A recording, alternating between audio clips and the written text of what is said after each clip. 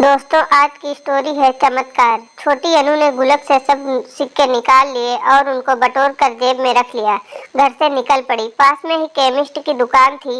वो सीढ़ियों पर धीरे धीरे चढ़ गई। वो काउंटर के सामने जाकर खड़ी हो गई और बोलने लगी, पर छोटी सी अनु पर किसी का भी ध्यान नहीं गया और न ही उसकी आवाज़ किसी को सुनाई दे रही थी। सब अपने अपने कामों में व्यस्त थे।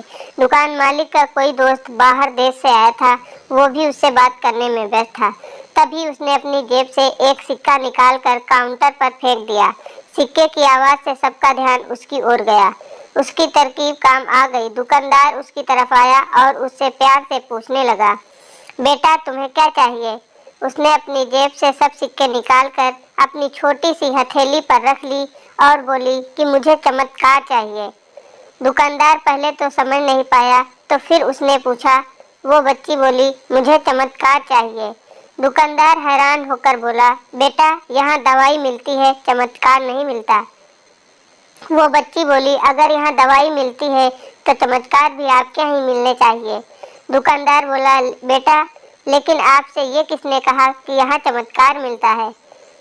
अब उस बच्ची ने विस्तार से बताना शुरू किया। अपनी तोतली जबान से वो बोली, मेरे भैया के सर में ट्यूमर हो गया है।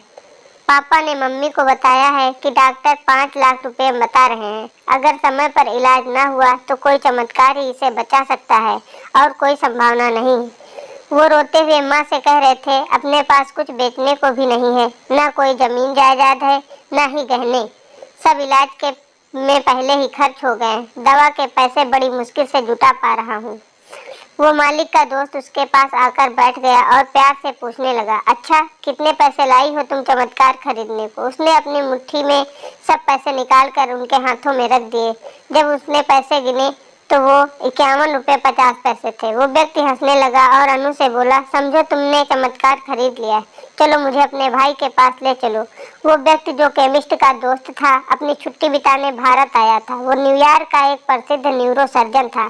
उसने उस बच्चे का इलाज 51 रुपये 50 पैसे में किया और वो बच्चा सही भी हो गया।